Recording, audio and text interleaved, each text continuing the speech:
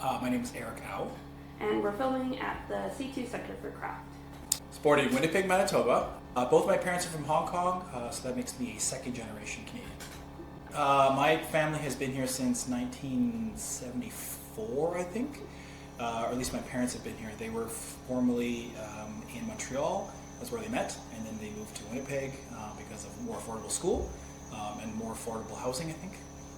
And I was born here in '83, and then I've lived here for most of my life. I lived in Calgary for a little bit to get my graduate degree in my early 20s. Then I moved back to Winnipeg after that. My mom is an avid Chinese painter, which she kind of started a little later in life because she had us for like my sister and I, but she also had I don't even know, maybe 10 cousins that lived through our house at some point, so it was quite busy. But she picked up that artwork style a little bit later in life.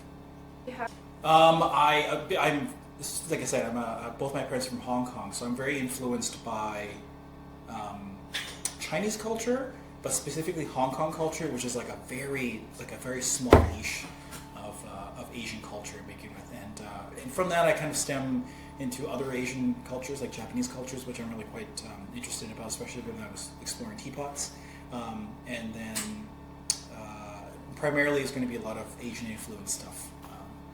Later in life, when I got my graduate degree in industrial design, obviously you study a lot of Scandinavian design, so like that kind of like influenced the raw function of things, and that's where it went. I think I am really drawn to the actual like process of it, because I'm really like obsessed with the process of it. In fact, like that's kind of like the majority of my work is like finding the process of how to do things, because you see an object. You see an object and you wonder like, well, how is it made? That's like constantly in my mind is always how it's made. And so human hands have touched it. So if human hands have touched it, then I at least come to a facsimile of it, or at least learn something to gain the knowledge to make that too. I have been working for myself for the past, I think, 11 or 12 years now. And I own a couple companies or brands that I work for, I guess. I produce work under.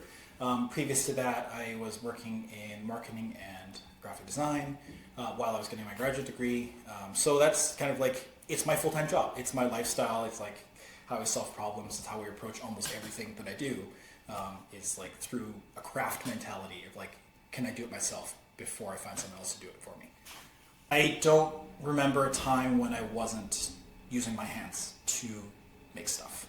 I think the first object that I remember making on my own was something we did in grade 3. Was like a project that we did that you had to hold a book, and my was like how to hold a book up without using your hands. So people came up with ideas, and I took a wire coat hanger and then bent it in a few different ways, and then was able to hold a book up. And so that was the first thing I remember that I made on my own without any assistance of any kind. So my dad was a very prolific DIYer. He did a lot of things that were associated with growth mindset, but it wasn't really a documented thing at the time. So he wasn't afraid of making mistakes, wasn't afraid of trying material or trying something out that he saw.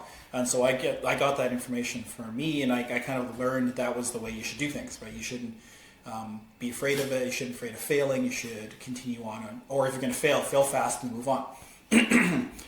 So because of that, I did a lot of exploring. I learned a lot of things when I was younger, and then they signed me up for art classes and stuff as you do as a child, and you get exposed to a lot of materials like clay and wood, and in grade school it was a lot of shops class, and I excelled really well in shops class, and I had a lot of fun with those. And so with those short intervals of learning let me explore further, even when there was no like YouTube or anything. That I went to the library a lot to read like books from the 70s and 80s about woodworking and that kind of thing, with like really poorly photographed things that were hard to make out because they're black and white.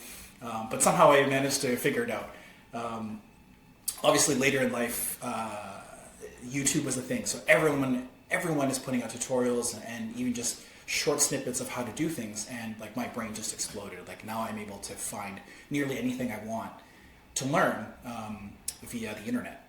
So like that's how I learned to sew. That's how I learned to do a lot of the composite work that I do. And so from that, it's like now it's accessible to everyone. Like it's just like the idea when I was making origami, it was like accessible because it was easy to get at. But now like anything is easy to get at, which is crazy. I think I'm a lifelong learner in that I love learning a process of something. I love how it's being made, and I'm going to use my teapots for example. I continually revisit them. I think it's the only thing I've like revisited many times in my life. And I got my ceramics. I got my fine arts degree in ceramics at the U of M. And so when I was there, I instantly was like very, very interested in making functional ware. I think it was just the idea that is a beautiful like object, but also was a vessel. And that really made me really excited about it because like it served a function. It wasn't art for art's sake, which has its place. And then I learned how to make teapots. I learned that there's like a million techniques that you need to have to make a teapot. So I figured that was the most effective way of learning how to do ceramics because it enclosed so many different kinds of techniques. And then in the end, it still had the function. It had to pour nicely. It had to hold water. It had to be easily cleaned. It had to be so many things. And so that led me to become an industrial designer because I learned that's what industrial design is that it was the idea of creating functional design and making work that someone would interact with outside of you explaining how to use it, right? So that was interesting because I left that ceramics world and then pursued a master's degree, and then I hadn't touched ceramics for a number of years during that time. So when I finished my master's, I revisited ceramics in a different way now because I'd learned so many more aesthetic decisions that I could apply to it, and even just techniques in finishing because it's much more refined now. I had much more refined taste, I had a refined eye, and I had an aesthetic that I was chasing that I wasn't even sure I had an aesthetic because all I do was copying work before, and like that's what you do when you ceramics. You copy a form, you kind of like work with it, and then you manipulate it in the way that you want. And so I revisited that and I made a series of teapots during that time, and it was great. I had a wonderful time, and I like keeping a piece of the work that I do as like the kind of like this is the embodiment of what I did at the time, like that phase of my life. I think I have a teapot somewhere that I've kept when I was finishing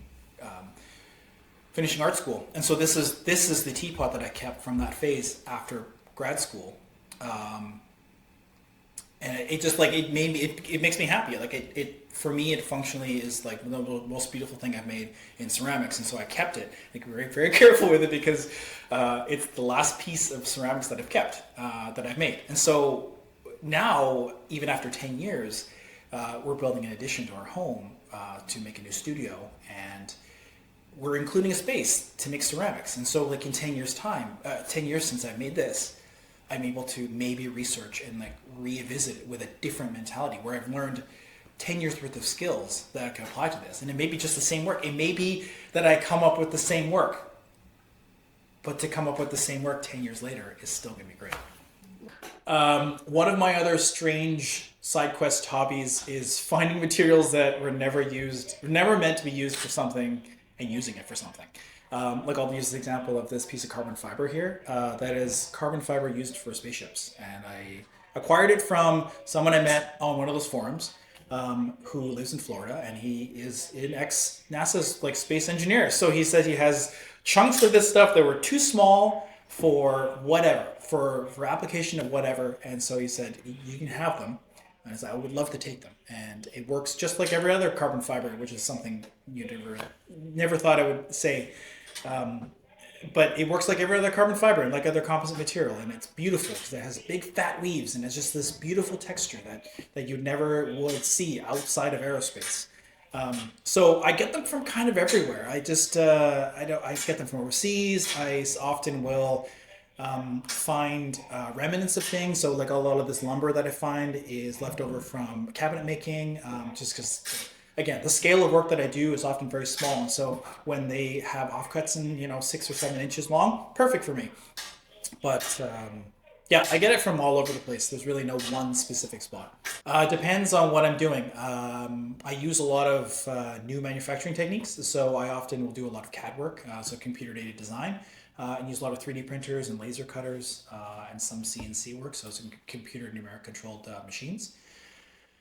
So it depends on those because I often will have those going and then trying to complete another project. So there's always something on the go.